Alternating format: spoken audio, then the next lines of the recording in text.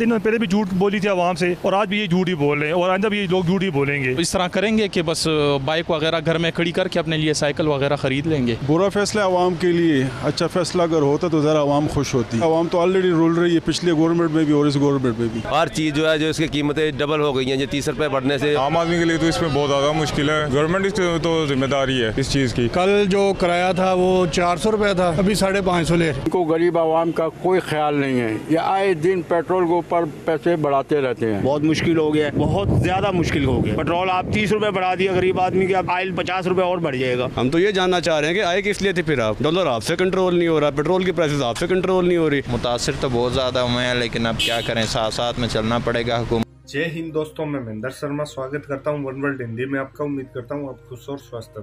दोस्तों जैसा कि आपको पता है, पाकिस्तान में अब पेट्रोल डीजल के रेट बढ़ाने के बाद एक कदम और पाकिस्तान में बिजली के रेट बढ़ाने की ओर बढ़ा दी है पाकिस्तान की हुकूमत ने। और ये सारा का सारा जो फैसला लिया जा रहा है वो सिर्फ और सिर्फ यही दर्शाता है कि पूरी पाकिस्तान की हुकूमत ने पाकिस्तान IMF के आगे सरेंडर कर दिया है, क्योंकि कहीं ना कहीं पाकिस्तान की हुकूमत ये चाहती है कि आने वाले समय में पाकिस्तान डिफॉल्ट घोषित ना हो और IMF से कुछ लोन मिल जाए, कुछ पैसे आ जाए, ताकि अपने आप को सरवाइव करने के लिए समय मिल जाए। तो कहीं ना कहीं आज पूरा पाकिस्तान फिर से एक गड्ढे की तरफ जा रहा है और भीख की वजह से कैसे लोगों ने इनको गालियां निकालनी शुरू कर दी है नई हुकूमत को, क्योंकि इस लोगों ने ये भी कहा है कि ना ही तो इमरान खान कुछ कर पाया और ना ही ये नई हुकूमत कुछ कर पाएगी, क्योंकि पाकिस्तान का बेड़ा गर्क कर चुके हैं ये पाकिस्तानी नेता। और आगे आने वाला समय और भी ज़्यादा मुश्किल पाकिस्तान के अवाम के लिए रहेगा। तो दोस्तों देखिए डिबेट और कमेंट में अपने प्रतिक्रिया जरूर दें। लास्ट में आपसे रिक्वेस्ट करूँ, चैनल पर नए हैं तो चैनल को सबसे पहले सब्सक्राइब करें, लाइक शेयर कमेंट जरूर करें। दोस्तों जय हिंद, वंदे मातरम, भारत माता की जय। दोस्तों कीमत में 30 रुपए का इजाफा जो किया गया है, मुश्किल इसी क्या सिर्फ यही मुश्किल फैसले लेना बाकी थे इस हुकूमत के लिए? ये आप समझते हैं कि IMF के साथ ये भी हमेशा हुकूमतों ने डील की है, जब ये अवाम पर इतनी मुश्किलात आपने आगे पास ऑन करनी है तो हुकूमतें फेजेस में फैसला करती हैं। क्या आपको लगता है कि ये सिर्फ एक फेज का फैसला है कि हम पेट्रोलियम मसनूआत में 30 रुपए बढ़ाएंगे? मजीद बढ़ाने के लिए वो हो सकता है महीने बाद बढ़ा दें, 2 महीने बाद बढ़ा दें, क्या ऐसा भी हो सकता है? बहुत शुक्रिया आपका।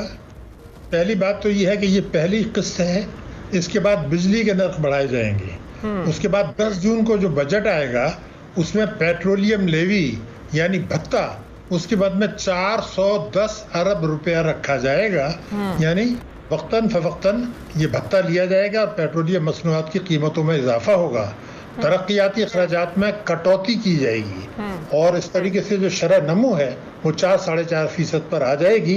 गुर्बत बढ़ेगी, बेरोजगारी बढ़ेगी, महंगाई बढ़ेगी। लेकिन मैं ये ज़रूर कहूँगा कि हर चीज़ IMF के खाते में डालने की ज़रूरत नहीं है। कौम के साथ सच बोला करें। मैं बिल्कुल वाज़ेह तौर पर वाशगाफ अल्फाज में कह रहा हूँ। डार साहब जो इनके सीनियर रहनुमा हैं, अभी ये सब वहाँ गए थे लंदन, वहाँ से जो है मुज़ाकरात करके आए। डार साहब ने आज खुल के कहा है कि ये फैसला सही नहीं है। उन्होंने खुल के कहा है कि ये जो 202 रुपए की कदर आ गई है, ये सट्टेबाजी है। ये 160 से 70 रुपए पर होनी चाहिए थी। अब 160-170 तो नहीं, मगर 180 पर यकीनन होनी चाहिए थी। लेकिन जो चीज़ बात मैं कह रहा हूँ कि ये इजाफा किए बगैर भी IMF से किस्त मिल सकती थी। हुकूमत ने ये ऑप्शन क्यों? देखिए, इसकी 2-3 बातें मैं आपको बताऊंगा।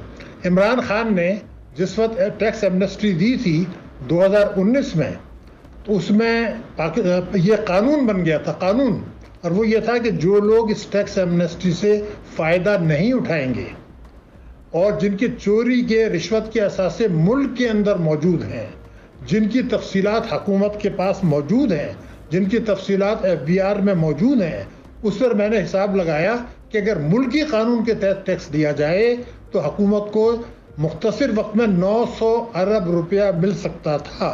अच्छा। कानून तोड़ के आप उस पैसे को लेना नहीं चाहते, आवाम को कुचलना चाहते हैं, मईशत को तबाह करना चाहते हैं।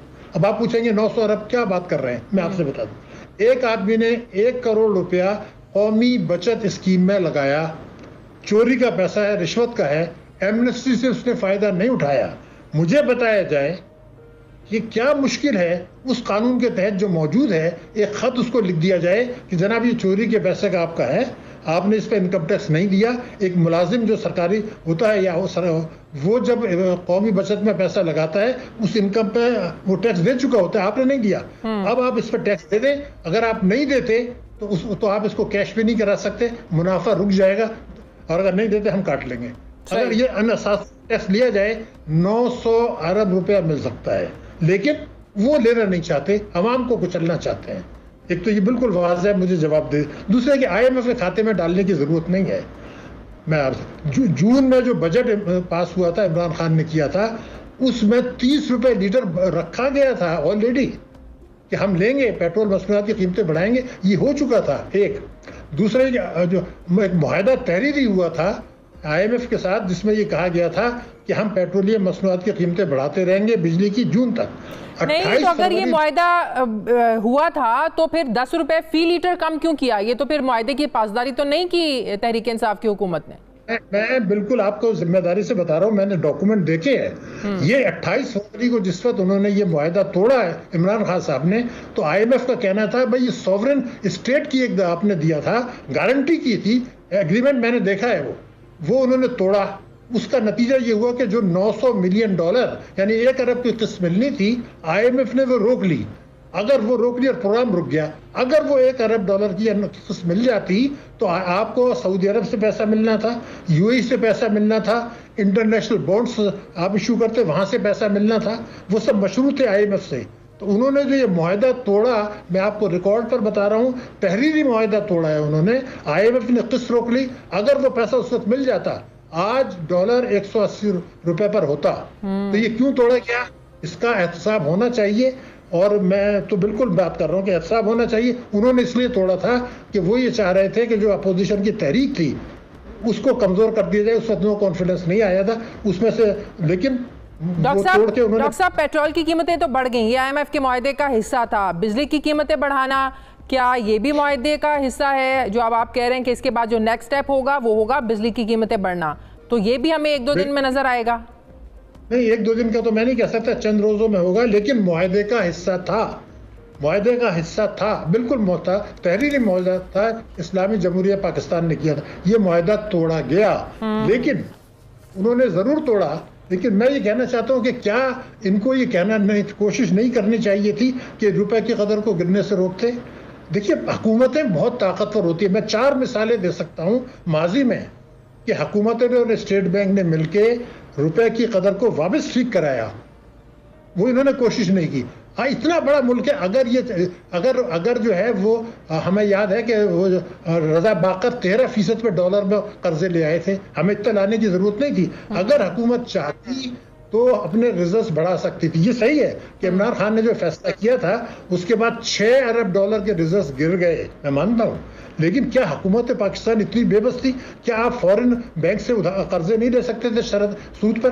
क्या आप मनी चेंजर्स को धमकी नहीं दे सकते थे? तो आज इसाक डार ने कहा है, और बिल्कुल सही कहा है, कि सट्टेबाजी हो रही है। और अगर ये उनको धमकी, सर एक और चीज बताइएगा डॉक्टर साहब, ये जो imported items, luxury imported items के इम्पोर्ट पर बैन किया गया है जिन ममालिक से, आपको लगता है कि ये उन ममालिक के साथ अंडरस्टैंडिंग से किया गया है? क्योंकि ये भी खदशात है कि आप दूसरे ममालिक से इंपोर्ट बंद कर रहे हैं तो वो ममालिक फिर आपसे भी जो है ना वो इंपोर्ट नहीं करेंगे, वो भी नहीं आपसे चीजें लेंगे, तो बड़ा नुकसान होगा, ताल्लुकात भी खराब होंगे। आपको लगता है ये एक अंडरस्टैंडिंग से हुआ है ये सब? जो मैं आपसे अपनी जिम्मेदारी पेश कर रहा हूँ, ना किसी अंडरस्टैंडिंग की जरूरत है, ना कोई मुआहदा तोड़ा है, कुछ नहीं किया है, बिल्कुल सही किया है उन्होंने, बिल्कुल 100% सही किया। मैं आपको बता रहा हूँ, कोई सब गलत बयानी कर रहे हैं जो लोग कर रहे हैं, अपने मुफाद में कर रहे हैं। हुआ तमाशा क्या है, मैं आपको, ये कतई नाकाफी है। मैं आपको एक फिगर दे रहा हूँ, हवा में बात करने का मैं आदी नहीं हूँ। हुआ ये था कि जुलाई से अप्रैल तक 2022 तक 10 महीने में पाकिस्तान की जो इंपोर्ट्स हैं वो 65 अरब डॉलर रही, जो पिछले साल की इसी मुद्दत से 21 अरब डॉलर ज्यादा हैं। ये कारनामा था शौकत तरीन का, इमरान साहब का और स्टेट बैंक का। 21 अरब डॉलर 10 महीने में हमारी इंपोर्ट्स बढ़ गई, 65 अरब डॉलर कर दिया गया। आपको किसने कहा था, कौन से हकीम ने कहा था कि आप शरह सूद को गिराएं, जो कि स्टेट बैंक ने गिराया था, कानून तोड़ा था स्टेट बैंक ने। और वो जो गिराया था मार्च से जून तक, वो डिस्काउंट रेट गिरा के बैंक के खातेदारों से 800 अरब रुपया उनसे को कम दिया गया। मेरे जुमला सुन लीजिए, करोड़ों खातेदारों को कानून तोड़कर, बैंकिंग कंपनी ऑर्डिनेंस तोड़ के, तो कोई मुआहदे की खिलाफ वर्जी नहीं हो रही, बिल्कुल सही है। लेकिन जो चीज हो रहा है कि ये कतई नाकाफी है। हमने कोई बैन नहीं किया, हमने तो ये कहा हम इस पर ड्यूटी बढ़ाएंगे, हम उस पर ये चीज बढ़ाएंगे, मार्जिन बढ़ाएंगे। बैन तो आपने किया ही नहीं है। ठीक है, तो लेकिन ये काफी नहीं है। पाकिस्तान मुश्किलात में रहेगा, मुश्किलात बढ़ेंगी। हमें ये आवाम को एजुकेट करना है। आप मेहरबानी करें, आवाम को एजुकेट करें। ना हमने कोई मुआहदा तोड़ा है किसी के साथ, हम कम किया है और करना चाहिए, वरना हम फंस जाएंगे।